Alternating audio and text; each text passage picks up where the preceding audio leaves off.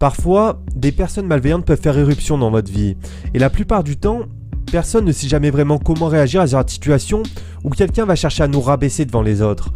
Donc dans cette vidéo, on va justement voir ensemble comment répondre et quelles techniques utiliser pour traiter avec ce genre de personnes toxiques. Parce qu'en réalité, ce que la plupart des gens font dans ce genre de situation, c'est qu'ils vont répondre à l'agressivité par l'agressivité. Alors qu'en réalité, il existe un autre moyen potentiellement encore plus efficace. Et dans son interview sur la chaîne de télévision américaine MSNBC, Russell Brand nous donne un parfait exemple de comment reprendre le contrôle d'une interaction lorsque quelqu'un va chercher à nous mettre plus bas que terre devant les autres. Donc dans cette vidéo, on va justement regarder ensemble quelques passages de cette interview afin de comprendre exactement quelle technique tu peux toi aussi utiliser pour répliquer plus efficacement face à une personne qui va tenter de te rabaisser devant les autres. Mais juste avant d'en arriver là, je vais commencer par te montrer rapidement quelle est l'attitude et la gestuelle que je te conseille d'adopter quand tu vas te trouver dans une conversation de groupe afin de paraître beaucoup plus confiant et respecté des autres. Et pour commencer, la première chose qu'on va déjà pouvoir observer chez Russell, c'est qu'il va avoir une façon bien à lui de regarder les gens quand on lui parle. Et regarde justement ici l'intensité qu'il va apporter à son regard quand il va être accueilli par l'animatrice sur le plateau de télévision.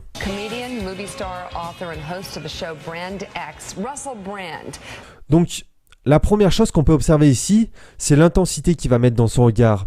Uniquement de par un simple contact visuel, il va réussir à montrer à son interlocuteur toute l'attention qu'il va lui porter. Et si tu veux réussir à donner l'impression aux autres que tu les écoutes vraiment, ton regard est probablement l'outil le plus puissant que tu as à ta disposition. Maintenant, la deuxième chose qu'on peut aussi observer ici, c'est la posture qu'il va adopter. Et si tu fais attention, en plus de son regard, il va légèrement se pencher en avant tout en gardant une posture bien droite. Et la chose à garder en tête, c'est que ta posture va non seulement influencer la façon dont les autres vont te percevoir et donc automatiquement comment ils vont se comporter avec toi, mais ça va aussi impacter ton propre état interne et donc indirectement la perception que tu vas avoir toi-même. Donc simplement en prenant conscience que ta posture va avoir un impact tant pour toi que pour les autres, tu peux totalement modifier la tournure que tu vas donner à tes prochaines interactions. Maintenant, la deuxième chose qui est aussi extrêmement importante dans n'importe quelle interaction de groupe, c'est la façon dont tu vas donner ton attention aux autres. Et ce qu'on peut remarquer avec Russell, c'est qu'à chaque fois, il va prendre le temps de considérer chaque personne individuellement. Et le meilleur moyen pour réussir à faire ça, c'est tout simplement en prenant le temps de regarder et de considérer chaque personne à tour de rôle. Et regarde justement comment Russell va s'y prendre dans cet extrait pour réussir à donner son attention à chaque animateur afin que personne ne se sente exclu de la conversation. Parlez-moi un peu de votre tournée, vous commencez à Abu Dhabi, c'est bien ça? Oui, puis dans beaucoup d'autres destinations, en Afrique du Sud, dans toute l'Europe, et bien sûr dans votre merveilleux pays et dans notre pays, je suis très... Donc, tu vois que quand il va parler avec plusieurs personnes, il va s'adresser non pas seulement à une personne, mais à l'ensemble du groupe. Et l'erreur que vont faire beaucoup de gens ici, c'est qu'ils vont uniquement donner leur attention à la personne qui leur a posé la question, en oubliant aussi parfois d'inclure les autres personnes qui vont eux aussi faire partie de la conversation. Donc simplement en prenant 3 secondes pour établir un contact visuel avec chaque personne plutôt qu'avec une seule, ça va te permettre d'inclure tout le monde dans ce que tu dis et que personne n'ait l'impression de se sentir exclu de la conversation. Donc si par exemple pendant une réunion tu as l'impression qu'au fur et à mesure tu es en train de perdre l'attention de tes collègues, le moyen le plus simple et le plus rapide pour regagner leur attention à ce moment-là, ça va être tout simplement leur donnant à chacun quelques secondes de ton attention afin qu'ils aient l'impression d'être davantage impliqués dans ce que tu dis. Maintenant, le troisième point que j'aimerais aborder avec toi, c'est comment bien répondre à un compliment. Parce que généralement, si t'es comme la plupart des gens, tu vas jamais trop savoir quoi répondre dans ce genre de situation. Donc, regarde justement comment Russell va s'y prendre et quelle technique il va utiliser pour répondre aux compliments qu'il va recevoir de l'animatrice. Je pense que seulement Russell peut le faire, vous avez l'air fantastique.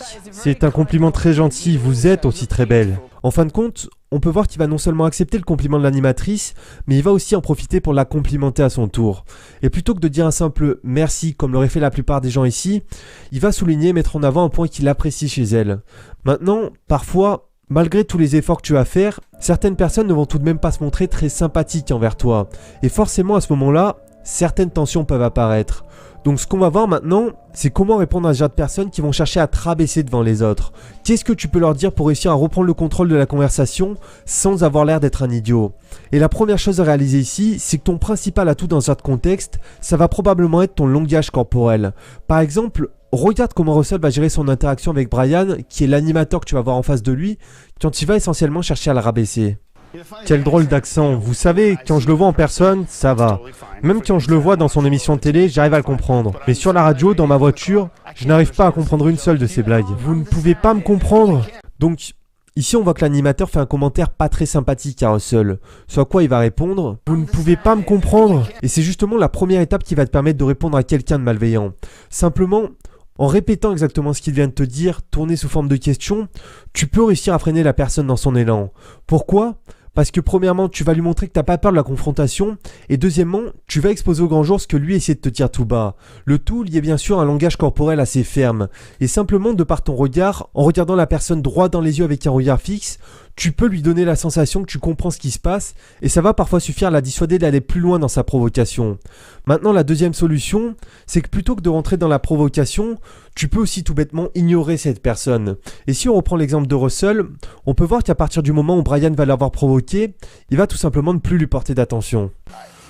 Vous savez, c'est marrant parce que je voyage beaucoup et tu peux facilement appliquer ce même principe dans ta propre vie. Si quelqu'un se montre désagréable ou même grossier envers toi, plutôt que de lui porter de l'attention, tu peux tout simplement l'ignorer en faisant face aux autres personnes du groupe.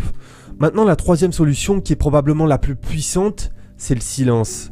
Quand quelqu'un va se montrer désagréable avec toi, tu vas certainement avoir envie de répliquer rapidement, ou peut-être même de sourire pour essayer de désamorcer et de casser cette situation de tension qui vient de s'installer entre vous.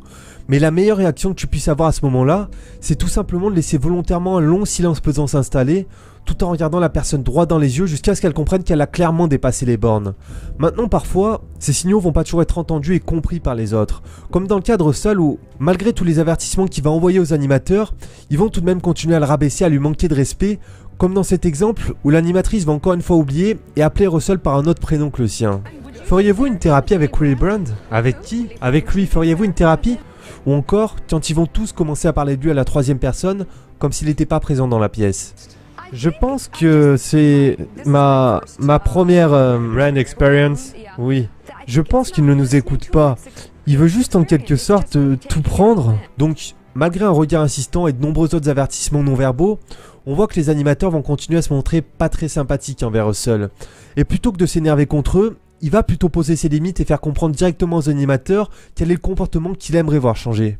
Vous ne devriez pas dire « il » quand cette personne est présente. Vous devriez simplement l'appeler par son nom, ce sont de bonnes manières. Arrêtez de dire ça, je suis présent. Maintenant, beaucoup de gens s'énerveraient à ce moment-là et du coup rendraient les choses encore plus hostiles qu'elles ne le sont déjà.